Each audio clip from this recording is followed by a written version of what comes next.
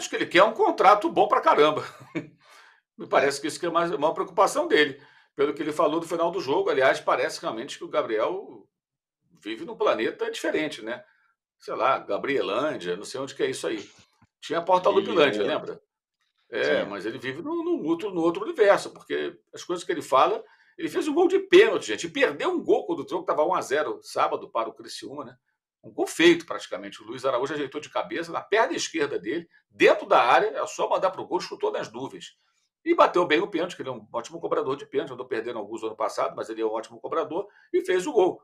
Mas nem jogou, nem fez a jogada do pênalti. Ele teve uma participação que se resumiu basicamente, né, a cobrança, que foi relevante, claro, mas daí a você bater um pênalti, converter e achar que o mundo tem que se curvar a você, vai a distância muito grande.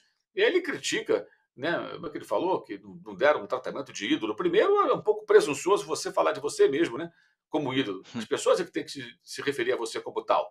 Eu não lembro do Zico falando, por exemplo, assim, eu sou o ídolo do Flamengo. Não lembro.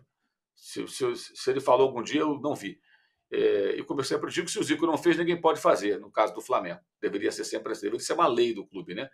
E então me parece que o que ele quer é um bom contrato. E o Flamengo ofereceu um excelente contrato para ele. Depois de ficar 20 meses jogando nada e arrumando problemas diversos, né? E a gente acompanhou todos eles, um aumento aí de 50% do seu salário, dá mais um ano de contrato para o cara mostrar que pode voltar a ser o Gabigol, e não apenas o Gabriel ou o Gabi, ou o Gabi, enfim, era uma ótima proposta. Para quem confia no próprio Taco, eu vou jogar para cacete esse ano e vou fazer um contrato longo e melhor. Não, ele achou que não vale a pena, ok. É um direito que ele tem. Imagino que o Palmeiras também não vai fazer nenhuma loucura de pagar coisas que fujam daquilo que projetou, né, para esse atleta, nessa proposta encaminhada. Então, a tendência, acho que. E tem outra coisa, né? A história do doping ainda não acabou. Ele vai ter um novo Uhum. julgamento. A gente não sabe o que vai acontecer. E aí, uma informação importante: ele pode ficar punido até abril, os caras podem achar. Os caras podem até. Assim, eu não estou dizendo que vai acontecer, mas existem todas as possibilidades aí. Por exemplo, ele cumpriu quanto tempo de punição? Vamos imaginar o seguinte: não, vamos dar um ano para esse cara. Um ano. Ok. Ele cumpriu quanto tempo? Algumas semanas, né? Porque depois pegou efeito suspensivo. Não, ele vai cumprir um ano. Ele pode botar um ano, cara. Ele pode jogar em setembro e meter um ano em cima dele, ou ficar só até abril, como está previsto, ou nada. Né? E houve mudanças lá entre os jogadores, né?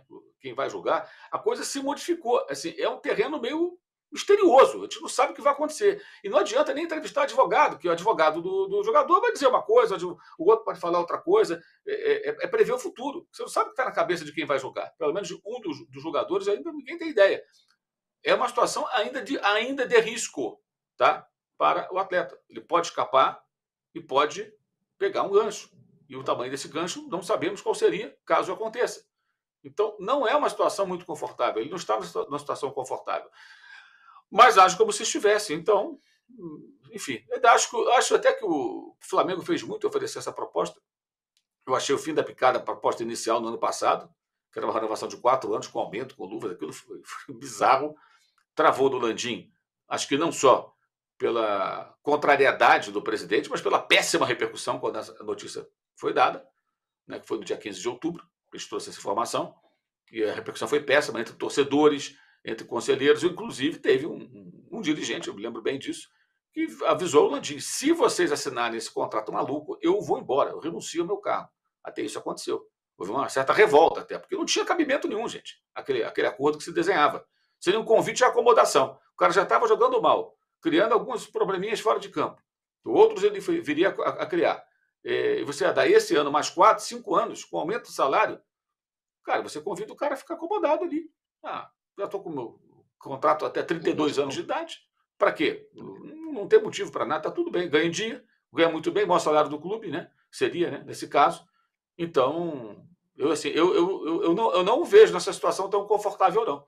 Pelo contrário. Especialmente enquanto não houver uma definição relativa a esse julgamento aí pela questão lá do exame de doping. Muito bem. Ó, é o seguinte, hein, chegamos na primeira meta de 1000 likes, então vamos dobrar a meta e agora a nossa meta é de 2000 likes. Então venham aí, nos deem likes, 2000 likes. A nossa enquete tá assim, todo mundo tá falando: como é que o São Paulo tá aí nessa lista, não contratou ninguém? Não contratou oficialmente, o Marcos Antônio é um dos caras que vem, ainda tá tentando o Thiago Mendes. Daqui a pouco a gente vai falar do São Paulo, tem a história do Rames E aí. tem a saída do Aí Rames, exato. tem a saída do Esse é um Rames. bom Quem mercado. contratou melhor até aqui na janela? Botafogo, 41%. Cruzeiro, 29%. Palmeiras, 25%. São Paulo, 4%. Palmeiras até contratou, Danilo. Porém, tá tendo uma bruxa solta lá, com uma série de jogadores machucados, né? Além lá do Bruno Rodrigues, que se machucou lá atrás, agora operou o joelho e tudo mais. Tem o Piquerez, que operou o joelho também, vai ficar 4 meses fora, nem joga, deve jogar mais essa temporada. O Estevão, com uma entorse no tornozelo. E o Mike, com edema muscular. E o Murilo, que voltou a ter uma entorse no tornozelo. São muitos jogadores aí, de uma vez só, machucados no Palmeiras, o que é incomum no caso do Palmeiras, me parece, né? É incomum porque normalmente o Palmeiras ele consegue controlar melhor a carga, mas normalmente a carga e essa questão de você revezar jogadores, ela diz mais respeito à questão muscular. E desses que você citou, só o Mike, né, foi lesão muscular. Todos os outros são lesão de impacto, que aí é aquela história. Pode ser a estreia do jogador, como foi o caso do Bruno Rodrigues, pode ser uma infelicidade de prender o pé no gramado, pode ser um monte de coisa. O Piquerez foi uma lesão de menisco, que é mais de impacto. O Estevão foi torção de tornozelo e de joelho, que também é uma questão de impacto. O Murilo também foi tornozelo. Então tem essa questão, lógico, a gente não está acostumado a ver o Palmeiras ter um DM tão lotado, mas me parece, né? A gente tem que esperar para ver aí, apurar, ver certinho. Mas pelo que a gente tem de experiência cobrindo o clube, essa lesão, essas questões do núcleo de saúde e performance, normalmente a justificativa, a explicação deles é que quando é impacto, eles têm muito menos controle do que quando é muscular. No caso do Mike, o Mike já tem um histórico de lesões, mesmo muscular. O Palmeiras conseguiu diminuir, mas não conseguiu acabar com isso. E, inclusive, é por isso que ele tem dificuldades de assumir de vez a titularidade, mesmo jogando melhor do que o Marcos Rocha quando ele entra. Inclusive, essa é uma questão bastante debatida entre palmeirenses, o motivo de o Marcos Rocha ainda continuar tendo muitas chances, mesmo agora nesse último ano de carreira que ele tem aí com o Palmeiras, provavelmente um meio ano ou até o meio do ano que vem para poder jogar o Mundial. Uma das explicações é porque o Mike ele tem essa questão física. Ele poderia jogar 2, 3 jogos, mas não conseguiria fazer uma grande sequência, e agora essa última lesão dele é uma prova disso. Dentro dessas lesões, eu acho que a que mais preocupa para mim é a do Piquerez. Não tanto pelo Vanderlan, porque o Vanderlan é uma boa substituição, é um bom jogador para entrar no lugar do uruguaio, mas porque o Caio Paulista seria a terceira opção, ou até mesmo o Mike seria uma opção de jogar pela esquerda. Com o Caio Paulista não indo tão bem, e nas vezes que ele foi melhorzinho, ele jogou até aberto pela direita no Palmeiras, e com o Mike fora, o Palmeiras tem o Vanderlan como sua única opção. É um ótimo jogador, tá indo muito bem, foi muito bem contra o Cruzeiro, já tem assédio de vários times europeus, mas o Palmeiras tem apenas uma opção para a lateral esquerda, então é uma questão que para mim me chama atenção. No caso do Murilo, o Palmeiras tem o Vitor Reis como substituto imediato, já que o Naves parece competir mais com o Gomes, e tem também, caso aí precise, a opção do Naves depois entrar. Então acho que no caso da zaga está um pouco mais bem servido. E em contrapartida, né, tem esses jogadores saindo, mas tem também alguns outros voltando, como o Rios, como o Lázaro, o próprio Dudu, que está voltando a pegar ritmo. Então, sim, são desfalques importantes, mas muito pela essa formação do elenco, pela construção da base também, o Palmeiras tem algumas opções interessantes. Aí você vai me perguntar, significa que está no mesmo nível? Não, acho que o Piquerez faz muita falta, o Mike faz muita falta, mas ainda assim tem um time competitivo e que pode competir nesses próximos jogos aí que tem marcado na maratona do Palmeiras para esse mês. Agora, enfim, essas contusões no começo da maratona não são muito boas. Aí eu vou insistir com você numa outra questão. Vai às compras com essa turma aí machucada, sobretudo na lateral esquerda? Não, pelo menos não ao princípio, não foi o que a diretoria passou por enquanto. O Palmeiras esteve há um tempo aí atrás de um camisa 9, mas também deu uma baixada nas suas buscas. Aparentemente se preocupa mais com essa questão para o ano que vem do que para esse ano. Até porque também até o Felipe Anderson tem sido testado ali como um falso 9, então o Palmeiras tem algumas alternativas, e para essas lesões o Palmeiras não pretende buscar novos jogadores. Lembrando, o Palmeiras ficou um tempo sem gastar e agora gastou bastante, mesmo que o Felipe Anderson venha, teoricamente, sem custos, porque ele estava sem contrato com a Lazio, ele custa um alto investimento na folha salarial, de luvas, o próprio salário dele, e normalmente o Palmeiras tem jogado dentro desse seu limite. Então o Palmeiras, pelo menos por enquanto, não sinaliza com a ida ao mercado. Em relação aos zagueiros, o Abel já foi questionado sobre isso e ele disse que confia no Naves e no Vitor Reis. O Palmeiras recentemente até reformou o contrato desses dois para ter mais segurança de que os dois continuariam. Então eu imagino que o Palmeiras não tenha grandes novidades no mercado nesse momento, não. Mauro, começar essa maratona que já está rolando sem alguns jogadores não é nada bom, né? É uma questão para o Abel, que normalmente gosta do elencos enxutos, né? Mas não dá para ter elenco enxuto, né? No futebol brasileiro, com essa sequência de jogos, tudo isso aí é inviável, cara. Uma coisa é. Você tá no.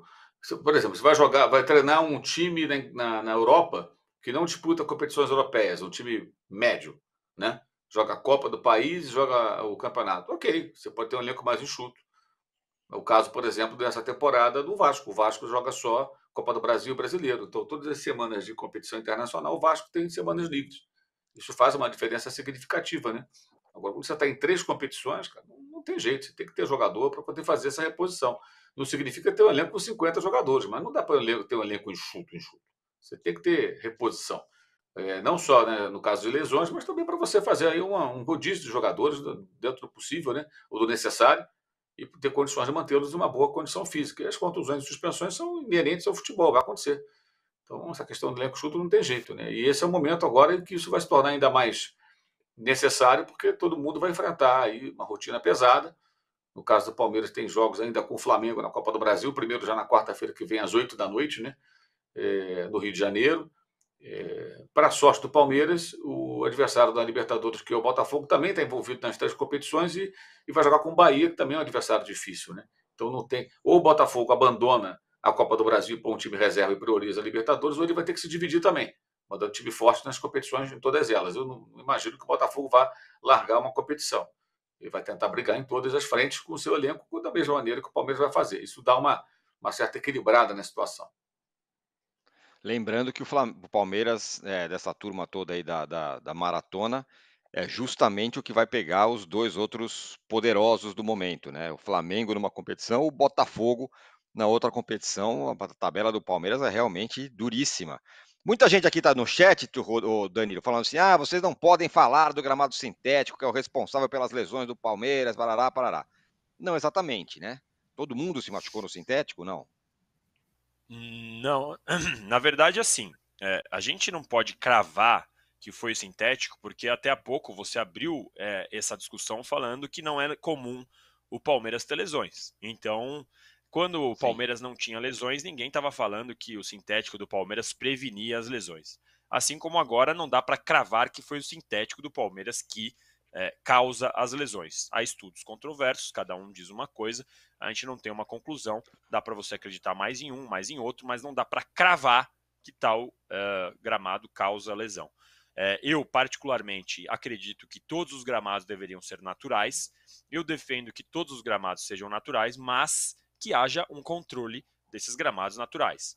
Não dá para a gente normalizar gramados como o de Brasília, no Mané Garrincha, como o da Arena MRV, que aliás é um estádio novo e que já tem um gramado ruim, ou da Arena Grêmio, ou do Castelão, ou do Maracanã na época que a gente lembra de que sempre criticava, enfim, tem tantos gramados ruins. O próprio estádio do Bahia, o Rogério Ceni falou que preferia jogar em sintético do que jogar ali, dependendo do que for.